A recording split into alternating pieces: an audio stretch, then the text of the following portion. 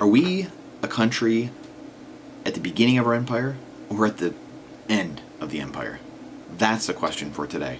I'm going to read you a few headlines for today. I hope you had a wonderful weekend, but we have some things to wrap on. We have bond rates, the 10-year yield, continually marching on the highs, 4.35%. Again, 15 to 17-year highs. We did a story on that the other week. Really have to watch out on what's going on there. Anyone with loans at variable rates, there's going to be people getting crushed everywhere. And credit card rates continue to go up. The military being mocked right now all over the internet. They can't find, small thing, $120, $150 million F-35 Lightning. Can't find it. Pilot ejected. Fortunately, everyone's safe. It crashed somewhere in South Carolina. Can't find it though. And again, when I read these articles off, I want you to ask yourself: are we at the beginning of an empire or at the end of an empire? We have John Fetterman, where the Senator John Fetterman can't seem to find the right clothes to wear. He can find some clothes, but he can't find the correct clothes. Well, don't worry, because Congress has dropped the dress code enforcement.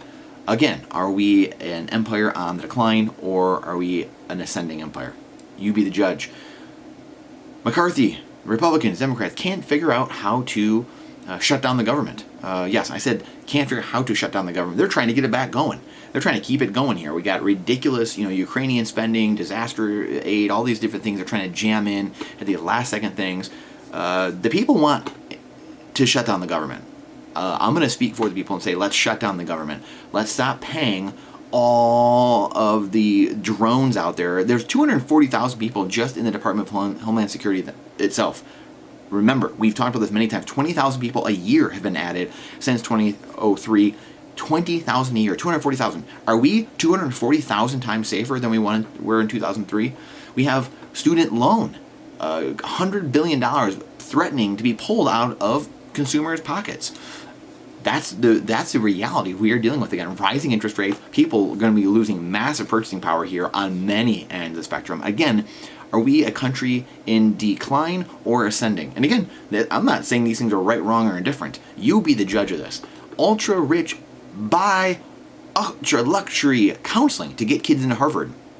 Looks like it could be $500,000 to $1 million to counsel your kids to get into Ivy League schools. And we have in New Orleans, we have the DA there fighting terrorism with AI. We have Minority Report. We have AI and algorithms and artificial intelligence fighting terrorism. No idea what that means. No idea who are the terrorists.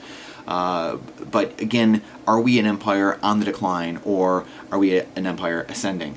And lastly, we have Brazil calling on rich nations to pay for the global energy transition. Again, remember the UN General Assembly, the World Economic Forum, the United Nations in general, right? IMF, all these organizations wanting this Green Deal, wanting this energy transition. They have no idea what's going on. A lot of them reverting back to nuclear, to completely throwing the brakes on and reversing course. They have absolutely no clue what's going on. We saw how well it worked for Sri Lanka, a year and a half ago, when they completely collapsed. Their palace was overrun by the people there, but yet it was like 99% checked off on the WEF's agenda. So it just goes to show you what kind of... Nope, not going to say anything. You be the judge. Are we a country here and a world ascending, or are we declining? And the only thing I'm going to posit here is that all of this is due to fiat currencies. Period. End of story. If you continue to use a currency that other people can manipulate, counterfeit into existence, and make you pay taxes on, this will continue to happen. We'll have homeless continuing to rise, food prices continue to rise, food off of people's tables, inflation continuing to rise, and on and on and on, because we choose to give a few people at the top control of our currency, of our money, and they get to do whatever they want. They get to print it into oblivion. They get to spend it first, and then we get to deal with ramifications later. This will continue to happen until we choose to be adults, grow up, and give ourselves sound money, which will then ironically lower costs of everything and give us a higher standard of living. Easy. But we live in an irrational world. We are rational human beings that make irrational decisions based on emotion. So we have a fight ahead of us, and this is what we continue to do every day. This is why we get together every day to provide education and wealth. I've been working on for hours now, a couple different children's books. I have 2 others I made outlines for in the last week.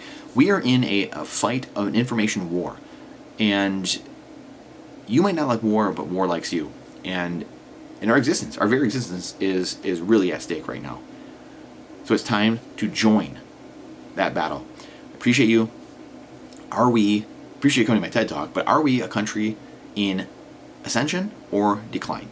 You be the judge, but please share this out because the algorithm truly hates truth. There's no doubt about that.